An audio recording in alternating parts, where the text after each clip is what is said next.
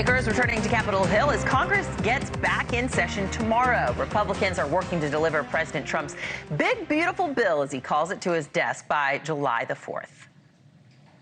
In this one big, beautiful bill, you're going to see the largest tax cut in American history, as well as the largest spending cut in over 30 years. Well, Senate Republicans launching a probe into the mental and physical condition of former President Joe Biden while he was in office. The lawmakers say they want to investigate who was really running our country during Biden's presidency. And the House Oversight Committee is requesting several key Biden staffers to testify, including director of his Domestic Policy Council, former assistant, deputy chief of staff, and even a senior advisor to the First Lady. President Trump was just asked about how he would feel if former First Lady Jill Biden would have to testify about what she knew. Do you think that Dr. Jill Biden should also have to come in and testify about what she did or didn't do? Well, I hate the concept of it. It's the wife of a man who was going through a lot of problems, and everybody that dealt with him understood that. I mean, I think the auto pen is going to become one of the great scandals of all time. All right, we're going to welcome to the show Georgia Congressman Rich McCormick, who sits on the House Armed Forces and Foreign Affairs Committees. Congressman McCormick, great to see you today. Good to be with you. Thanks. All right, we're going to roll some tape from President Joe Biden, former President Biden, just a couple of days ago speaking to reporters. Here he is defending his time in office. No, I don't regret. Look, I'm very proud. I've put my record as president against any president at all. He says no regrets, and he's proud of his record. What do you make of his comments as lawmakers are set to begin their investigation? You know, I don't like to speak ill of somebody who's been through what he's been. He's going through significant dementia. But we saw that even before he was in office. During his campaign, he would misinterpret emotions. He would misinterpret friendly gestures. That's what people do when they get elderly and they start to lose that cognitive ability.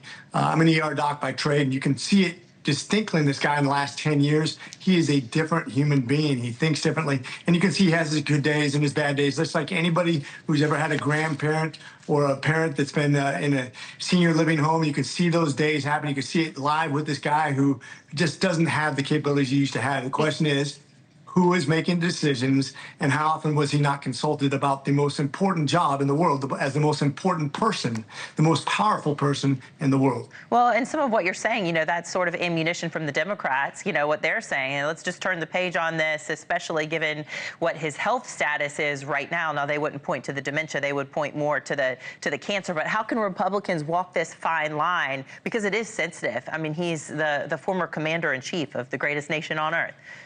Well, I think when it comes to the cancer, you're right. It's a separate issue. And I totally admit that we're talking about something independent of his mental decline. But quite frankly, they ran a guy not only who was in mental decline, and everybody could see it, and they basically withdrew him because he knew they could win with him. But they also ran a guy that they most likely knew they had stage 4, at least, cancer at the time. He certainly was symptomatic. He certainly was a high-risk capability. The fact that they catch this right after he's no longer can be the president, it's highly suspicious. And I think that's what the fiasco was all about. You knew you were going to have somebody coming into the presidency that both physically and mentally could not be president. It was a setup from the get-go, and that's what people were kind of concerned, that there was a cover-up. But I'm ready to move on. I'm ready to, because quite frankly, even if he was in perfect physical condition, perfect mental condition, he still had bad policies, in my opinion. So I really am ready to move on and turn the page and get on with better politics. All right. Well, Doge is moving on. Elon Musk is at least moving on from Doge. He's leaving his government role there in the Trump administration. Of course, the tech billionaire was tasked to overhaul federal agencies and find waste, fraud, and abuse, and this was all through Doge. But they claim that they have saved $175 billion in federal spending. These numbers are coming to us from them, so that's about $1,000 per taxpayer. These savings, though, are far less than the initial goal, they said, of $2 trillion. That's what they were aiming for. And then the other criticism, too, taking a chainsaw instead of a scalpel, and the lack of transparency, inflating some of their claims as well. So these numbers are coming to us from them. So we're just having to trust these at the moment. But what does the future of Doge look like? Well, remember, Clinton had digital services, very similar to those, just called something different. Every president has at their fingertips and their disposal the ability to review bad spending policies and get rid of them. It's kind of like it's a line item control of a bureaucracy when bureaucracies misbehave. We saw a lot of things that people would have been very offended of. And you're right, it's not enough. We as Congress members have to be responsible enough to get rid of provisions that are spending way too much. We're still at COVID level spendings, despite being well past that crisis point. Quite frankly, both parties are responsible for this. In 2008, when we had the housing crisis, and again, just a couple of years ago when we had the COVID crisis, we never came back to regular spending levels. We got addicted to government spending, and people bought votes with it, quite frankly, made a lot of rich allies because of it. I have nothing against what Elon did. I thought it was great. I love what the Doge did. It was very similar to what other presidents have done, maybe a little bit more. But we have much work to do. We cannot say that Congress is not responsible for those cuts into the future. Right now, we have $416 billion more spending next year than we had this year, and we called it a win. I find that problematic. I think the Senate can do some really good things to send that bill back to us better, and we can help the Americans become more responsible with us for future generations in the budget process. Look, Elon Musk and Doge dominated the headlines during Trump's first 100 days without a doubt. So who do you think is going to lead Doge next? That's a good question. Now that he's gone, we have some really good people. People who we haven't even really reviewed the military. One of the biggest spending items in government, over 15% of the government's budget is spent on the military. And we know that, for example, I was just with Army Futures, and I was studying, breaking down where the spending is. I could say up to 30% of the Air Force spending is on obsolete equipment, stuff, there's legacy stuff that we have no business doing. And I'm sure you can find that in the Navy and the Marine Corps. The Marine Corps just divested from tanks. Some of it's good, some of it bad, but we have a lot of waste, fraud, and abuse in the military that we can get rid of and become better at what we do. This needs to be done continually. We need to review the government spending continually. When you have a $7 trillion budget, there's bound to be a bunch of things that are wasteful, and we need to get rid of that. We owe that to the American taxpayer. Well, since you're a member of the Foreign Affairs Committee, I want to get your take on this, about the ramping up of attacks between Russia and Ukraine. In fact, Ukrainian officials claiming Russia launched its largest drone attack yet, too, firing more than 470 drones. Ukrainian forces destroying more than 40 Russian planes in response. So we're now learning this breaking news today that the president has, here in the United States, Trump, was not informed about Ukraine's attack on Russia before it happened today.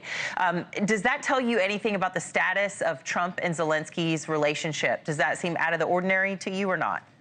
Well, if anybody studies warfare, and we know that Israel's made many attacks in the past without consulting us, if you're running a war, the last thing you want to do is share internationally what your tactics and your plans are. That's not a good plan. I'm a military guy for over 20 years. I'm not sharing it with anybody outside of those people that need to know. It's not going to change what I'm going to do, certainly. And they're executing a war. Look, I don't want to see anybody die. I want to see this war come to a conclusion. Both countries are trying to leverage their position to get a better deal. President Trump is doing everything he can to bring his force to make broker a deal. But this is war. It's never clean. Lots of innocent people are going to get hurt. But I wouldn't tell anybody what I'm doing either.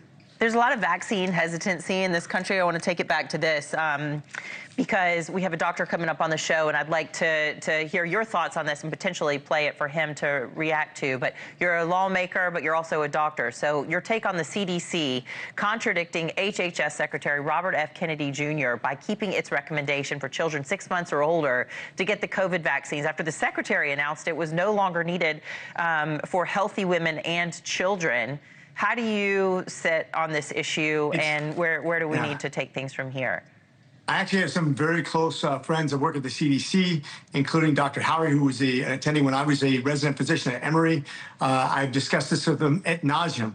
The CDC does not say mandatory anything. They make recommendations based on their own scientific data. RFK Jr. also makes recommendations, or he at least gets rid of the mandate. What I don't want to see is people mandating anything. Usually it doesn't result in more people getting the vaccination, but less, because people become distrustful. Mm-hmm. People need choices. They need to be educated. They need to go to their doctors and talk about the pros and cons, because not everybody equally benefits or equally harmed by vaccinations or disease process. That's why it's really important to have that freedom and have an open discussion rather than mandating anything, which can lead to some really bad results, as we saw in COVID. My understanding, though, was not that it was something that was mandatory, but just recommended. And if it wasn't recommended, then perhaps insurance companies would drop people from being able to get them and at least pay for them. And same with government programs. So it would limit access to vaccines. Am I wrong? Yeah, you can be wrong. It depends on how the insurance company. This is why we need to hold our insurance companies accountable. They can do whatever they want to. That's the problem. Insurance companies often do. Let's say I stay and I finish my EMR, my electronic medical record. I have a scribe. I have a coder and spend hours finishing my note. I submit it to them, and 40% of the time they deny my claim. Why? Because they could. This is the problem with insurance companies. That's why 4 out of every 10 top 500, Fortune 500 companies in America are insurance companies, 7 out of top 20, making record profits while you're paying a higher insurance premium and I'm making less as a doctor by 30% in the last 20 years. We have a problem. Insurance companies do that a lot. They look for any excuse there is to say, I'm going to deny you some sort of coverage or pre-existing whatever or pre-approval. Or this is the problem with insurance companies, and we need to address this in Congress for sure. Yeah, but it could impact the government programs as well and limit access for individuals that rely on that too. It sounds like this debate is going to be raging on, but at least we're talking about it now. You know, at least it's out there in the open, and it's more acceptable for people to debate this issue. Republican Georgia Congressman Rich McCormick, thanks for being here. Pleasure. Semper Fi. All right. 13 minutes after